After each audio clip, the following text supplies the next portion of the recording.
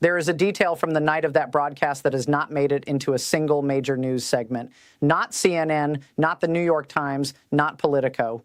11 seconds of complete silence inside the West Wing immediately after Mark Carney's interview ended. 11 seconds. In a building that never stops moving, never stops reacting, never stops spinning. 11 seconds of nothing. My sources cannot confirm what was said when that silence broke. But what I can tell you is this. What happened on that Sunday night was not a political disagreement. It was a live demonstration of what happens when a man who governs by narrative runs directly into a man who governs by mathematics. And the fallout is moving faster than any single news cycle can track. Hit subscribe and turn on your notifications right now, because what I'm about to walk you through is going to reshape how you understand every headline you see for the next 30 days. To understand what made that broadcast so historically significant, you need to go back exactly 72 hours before Carney sat down in front of those cameras, because the interview did not begin when the red light turned on. It began 3 days earlier in a decision that almost no one in the American press has examined closely enough. Here is what the timeline actually shows. The Trump administration had been escalating aggressively. 25% tariffs on Canadian steel, 25% on aluminum, punitive measures hitting agricultural exports and critical energy shipments. And behind the scenes, according to sources familiar with the diplomatic back channels, Washington sent a quiet signal to Ottawa. The message, as it has been characterized to me, was essentially this. If Carney wanted to appear on American television, the administration expected him to keep the specific tariff numbers out of the conversation, to speak in generalities, to leave room for a face-saving negotiation. Carney declined. I want you to sit with that for a moment, because that single decision, the decision to go on that program with those numbers on that night, was not a diplomatic move. It was a strategic communications decision made by a man who spent decades operating at the highest levels of global finance. As former governor of the Bank of Canada and former governor of the Bank of England, Mark Carney has sat across the table from the most powerful financial institutions on the planet.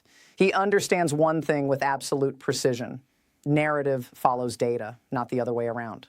So when Ottawa chose American primetime television over back-channel diplomacy, they were not playing defense. They were selecting the battlefield. They bypassed the Oval Office. They bypassed the State Department. They bypassed every lobbyist and trade representative whose job it is to soften these conversations before they reach the public. They walked directly through the front door of American media and spoke to the one audience that actually moves American politics, the voter sitting on their couch on a Sunday night. Do you see what that means? For the first time in this entire trade confrontation, someone removed the filter. And what came through that filter, uncut and undiluted, was not rhetoric. It was arithmetic. The question we have to ask, and the question that Washington is still struggling to answer, is whether the American political system is structurally prepared to respond to an argument made entirely in numbers. Because what came next in that studio was not a debate, it was a dissection. When the broadcast began, the veteran journalist opened with what appeared to be a standard aggressive question. Was Canada preparing to negotiate? Was Ottawa ready to come to the table on American terms? It was the kind of question designed to put a foreign leader on the defensive, to frame the entire conversation around American leverage and Canadian vulnerability. Carney did not take the bait. He leaned forward, looked directly into the camera, and delivered what I am going to call the first of 4 precise, sequential blows. Each one was calculated. Each one was aimed at a different pressure point in the American political nervous system, and each one landed harder than the last. The first blow was the blow of redefinition. In the opening 5 minutes, Carney did something that no Democratic politician, no opposition pundit, and no debate moderator has managed to do with any consistency. He stripped away the populist framing entirely. He said, and I want you to hear this clearly, he was not there to speak to the president. He was there to speak to the American people, because in his assessment, the American people were not being given an accurate picture of who was actually bearing the cost of this trade conflict. That single repositioning changed everything that followed. He had just removed Trump from the conversation while making Trump the subject of the conversation. He was not attacking the president. He was talking past the president directly to the electorate. That is not a rhetorical accident. That is a technique deployed by someone who understands that in the modern media environment, the most powerful move is not confrontation. It is bypass. And then he brought out the numbers. A single chart, not a complex academic model, a breakdown of the manufacturing cost of a standard American-built pickup truck assembled in Michigan, the steel for the chassis, Ontario, the aluminum for the engine block, Quebec, the critical electronics components requiring minerals extracted from the Canadian North. He walked through each line with the calm of someone explaining arithmetic to a room full of adults who had been told a story that did not add up.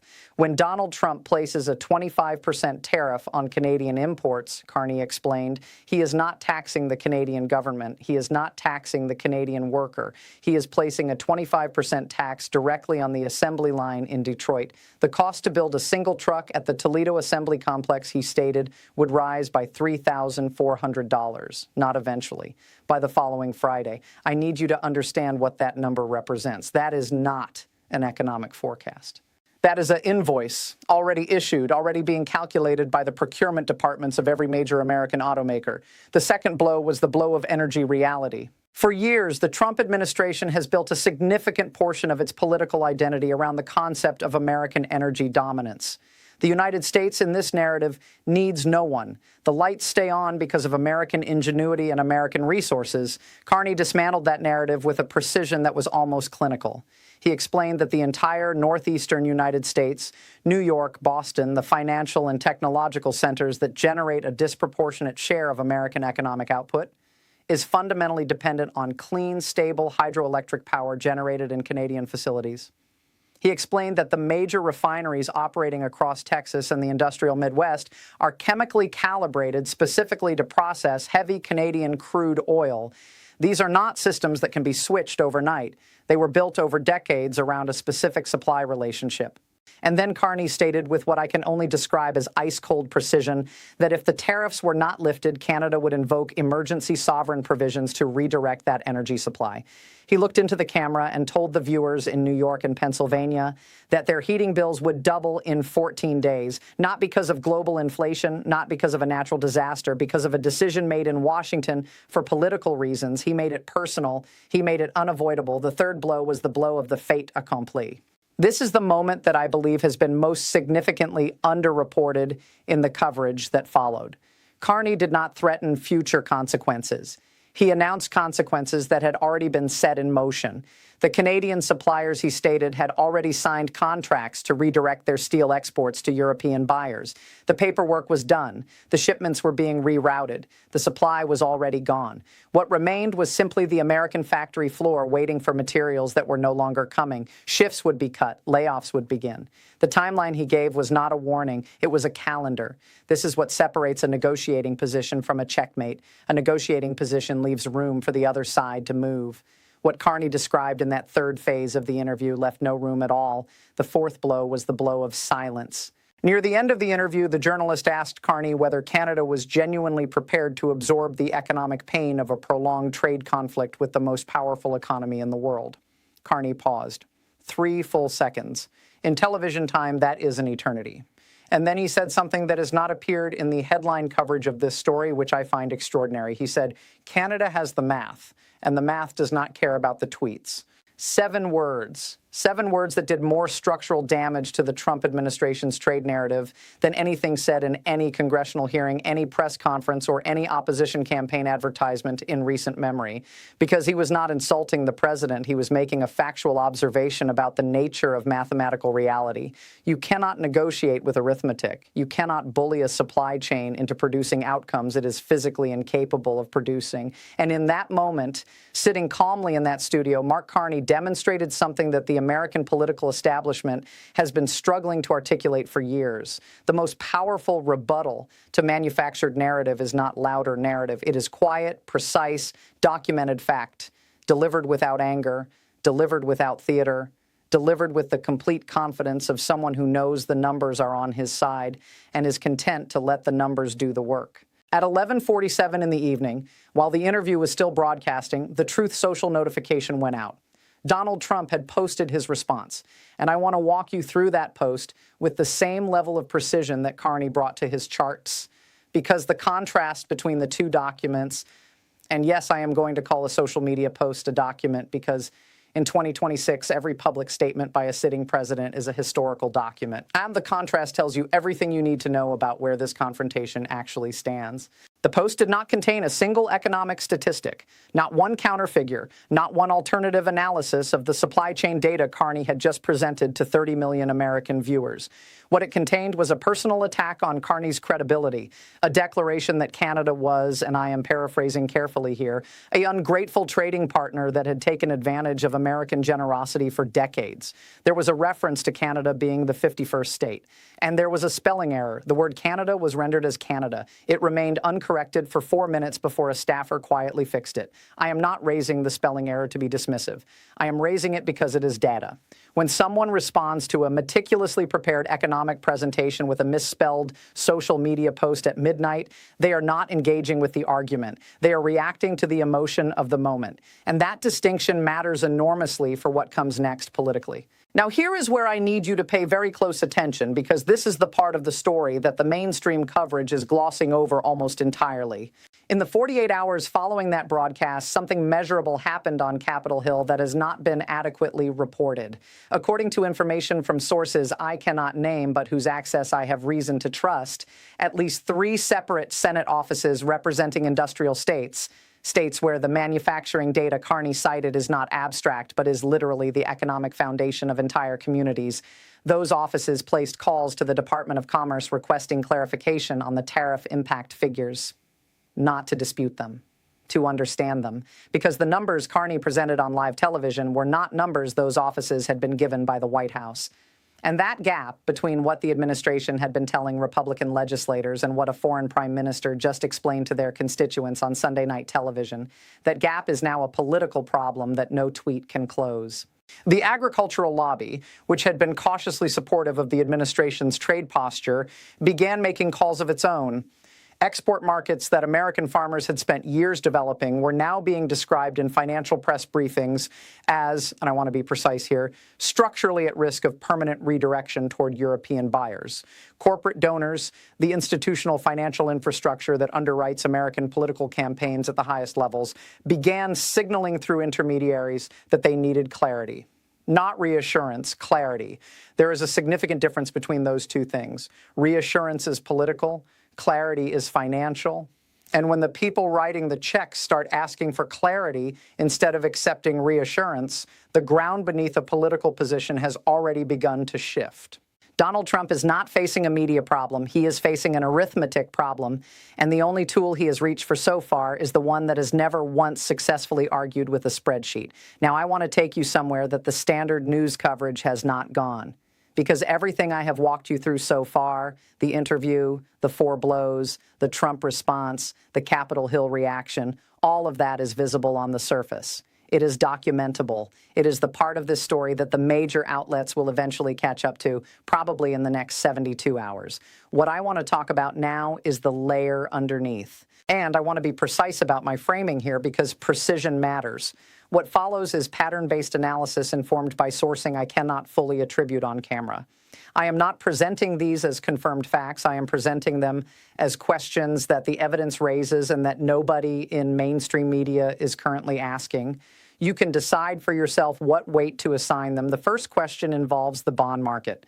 In the 36 hours before Carney's interview aired, there was measurable movement in Canadian sovereign debt instruments that several institutional analysts flagged internally as unusual.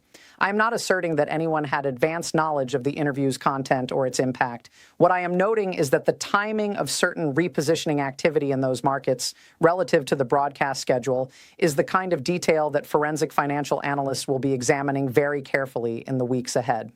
When capital moves before a catalyst rather than in response to one, it raises questions about information flow that go beyond normal market behavior. I am not drawing a conclusion. I am telling you the question exists and that it has not been asked publicly. The second question involves Brussels. In the immediate aftermath of an interview of this geopolitical magnitude, a sitting G7 leader going on American primetime television to directly characterize the sitting American president's trade policy as economically destructive, the standard diplomatic response from the European Union would be a statement, measured, carefully worded, but present. No such statement came. The silence from Brussels in the 24 hours following that broadcast was, by the assessment of every European diplomatic correspondent I follow closely, anomalous. One interpretation is bureaucratic delay. Another interpretation, and again, I am framing this carefully, is that the European Union made a deliberate decision not to publicly align with Carney's position until they had clarity on how Washington would respond. They were watching for Trump's move before showing their hand.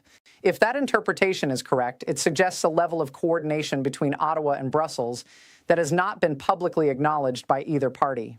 The third question is about timing, and it is the one that keeps pulling at me. Why this week? Canada has been absorbing these tariffs for weeks.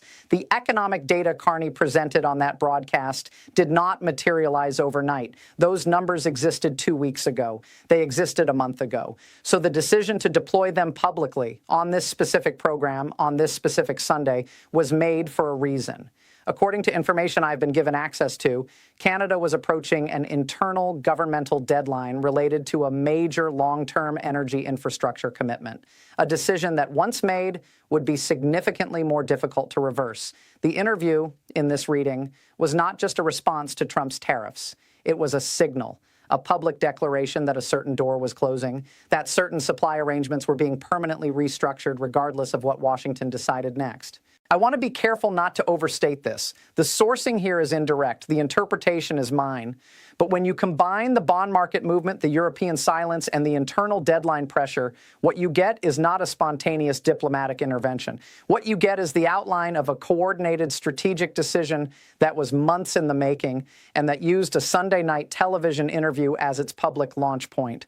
That is a very different story than the one being told in the headlines. And it is the story I believe history will eventually confirm. So where does this go from here?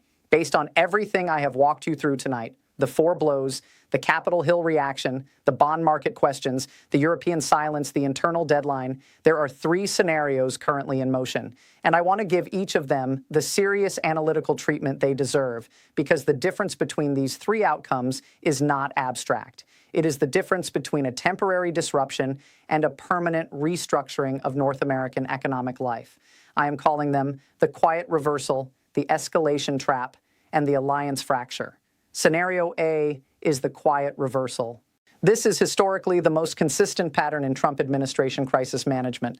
When the economic pressure becomes politically unsustainable, the retreat happens through back channels. It gets reframed as a renegotiation, a new deal, a strategic pivot. The language of victory gets applied to what is functionally a climb down. We saw this pattern at Davos with the Greenland confrontation. We have seen versions of it in previous trade disputes. The mechanism is always the same. The donors make calls, the legislative allies deliver private warnings, and a face-saving formula gets constructed that allows the administration to declare success while quietly reversing course. If this scenario plays out, Carney becomes the leader who broke the narrative without firing a single political shot. The tariffs ease, the supply chains stabilize, and the fundamental question of American economic reliability gets filed away without ever being fully answered. Scenario B is the escalation trap. This is the scenario that should concern every working American family, regardless of their political affiliation. Trump's political identity is built on the perception of strength.